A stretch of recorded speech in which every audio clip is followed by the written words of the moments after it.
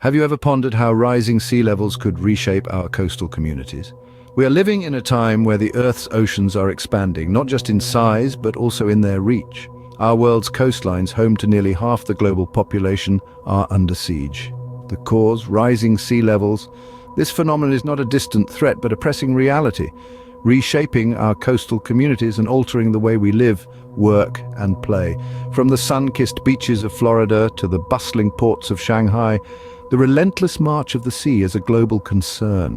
The rising tide, driven by melting ice caps and warming oceans, is not just eroding our shores, but threatening the very existence of numerous coastal cities. Yet in the face of this daunting challenge, something remarkable is happening. Communities across the globe are not just standing by idly. They are devising creative solutions to adapt, to resist, and ultimately to thrive. In the face of this challenge, communities across the globe are devising creative solutions to adapt and thrive. We turn our gaze to the Netherlands, a country where over a quarter of the land lies below sea level. Imagine a nation with a significant portion of its land mass perennially under the threat of being swallowed by the sea. This is the reality for the Netherlands, but rather than succumbing to fear, the Dutch have embraced their unique circumstances, developing a strategy that's not about fighting the water, but living with it. The Dutch approach is revolutionary in its simplicity. Instead of building higher and stronger walls to keep the water out, they've chosen to create spaces where water can safely enter. Floodable parks are a prime example of this strategy.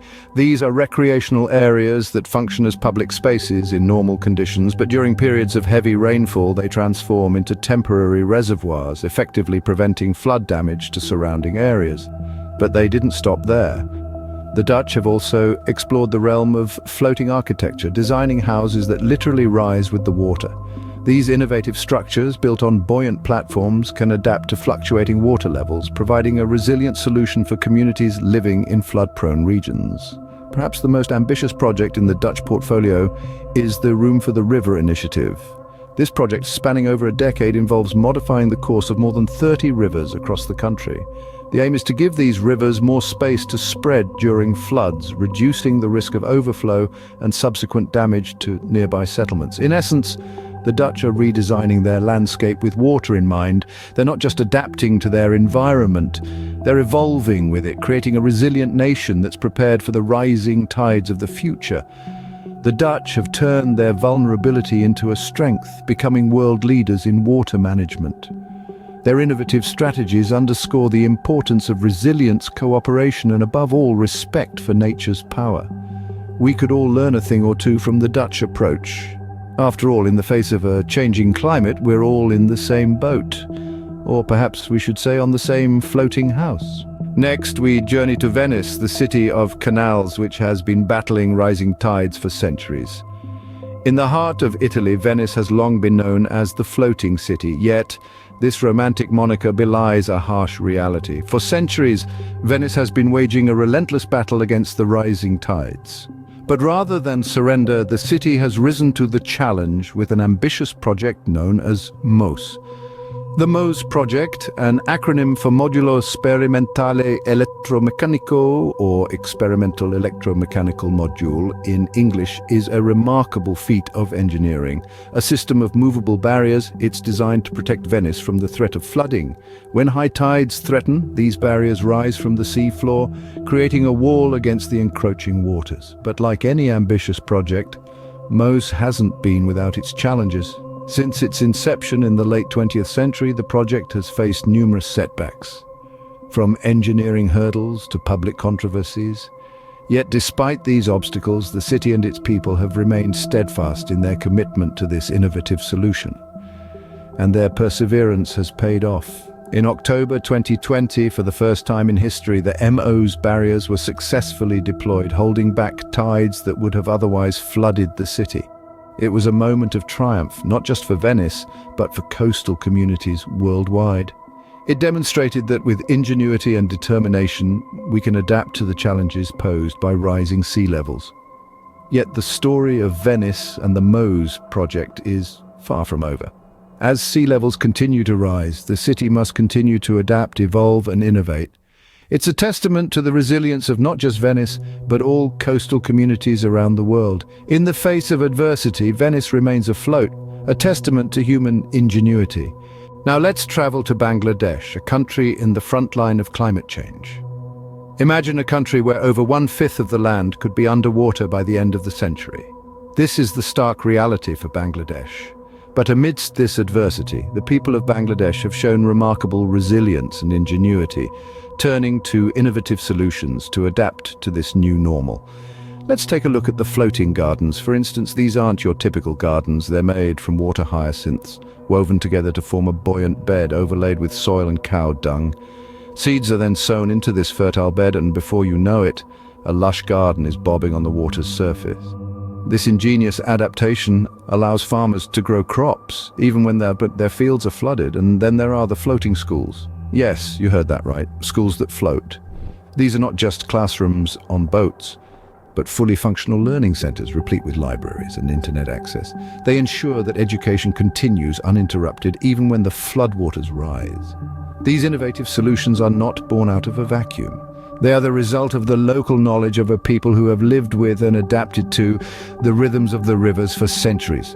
Community participation is key. It's the people who build these floating gardens and schools using locally available materials and traditional techniques. These adaptations are a testament to human ingenuity and resilience in the face of climate change. They are proof that even in the most challenging circumstances, people can find ways to adapt and thrive.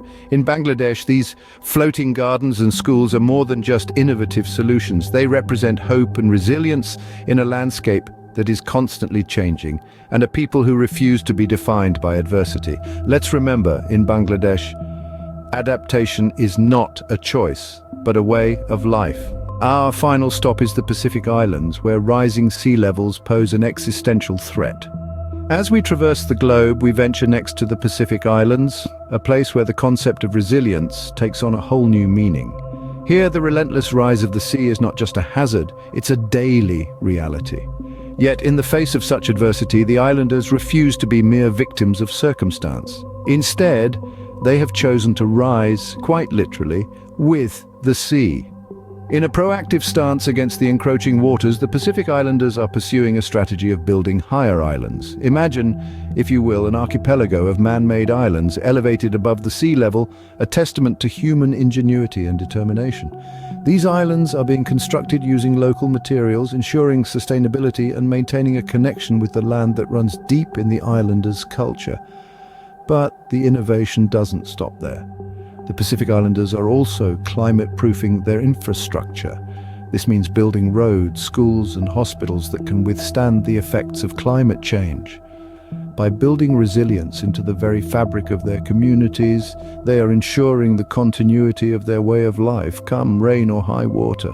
The islanders are also exploring options for planned relocation. While this may seem like a last resort, it's a practical and forward-thinking approach. It's about recognizing the inevitable and making preparations to ensure that when the time comes, the transition is as smooth as possible. It's not about fleeing, it's about moving with dignity on their own terms.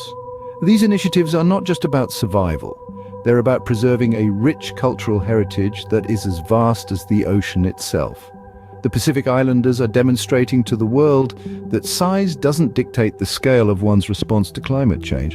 Indeed, these small island nations are taking giant strides towards resilience. The Pacific Islanders are proving that even the smallest nations can take big steps towards resilience. From these diverse communities, we can glean valuable lessons on resilience and adaptation. Across the globe, coastal communities are showing us that the rising tide is not just a threat, but also an opportunity for innovation and growth. The strategies they're using are as varied as the communities themselves, but a few key themes emerge. First, there's the idea of embracing water rather than fighting it. From the floating homes of the Netherlands to the elevated houses of Vietnam, we see how living with water can be a viable, sustainable way of life. Then, there's the role of technology. Whether it's the sophisticated flood barriers in Venice or the early warning systems in Bangladesh, technology is proving to be a crucial ally in the fight against rising sea levels. Thirdly, there's the importance of leveraging local knowledge. Communities across the world are tapping into their ancestral wisdom, repurposing traditional techniques for modern challenges. This approach not only safeguards cultural heritage, but also fosters a sense of ownership and engagement among the locals. Lastly, there's proactive planning. Instead of reacting to crises as they occur, these communities are looking ahead, preparing for a future that includes higher sea levels. They're redesigning their cities, tweaking their farming practices, and even rethinking their relationship with the sea. But perhaps the most crucial lesson of all is the power of global cooperation. Rising sea levels are a shared problem, and tackling it requires shared solutions. By learning from each other, pooling our resources, and working together, we can turn the tide on this global challenge. As we move forward, let's remember these lessons from the front lines. Let's remember that resilience isn't just about bouncing back from adversity, it's about adapting, innovating, and growing in the face of it. And let's remember that while the seas may be rising, they're not the only thing that's rising. Around the world, we're seeing a surge of creativity, a wave of innovation, a rising tide of resilience. As the sea rises, so does our capacity for innovation and resilience. The rising tide is a global challenge that requires collective action. It's a challenge that touches each and every one of us, directly or indirectly. And while it's easy to feel overwhelmed by the sheer magnitude of the problem, it's important to remember that each one of us has a role to play in building coastal resilience. We can start by making small changes in our daily lives. It might be as simple as reducing our carbon footprint. This could mean driving less, recycling more, or even making changes to our diet.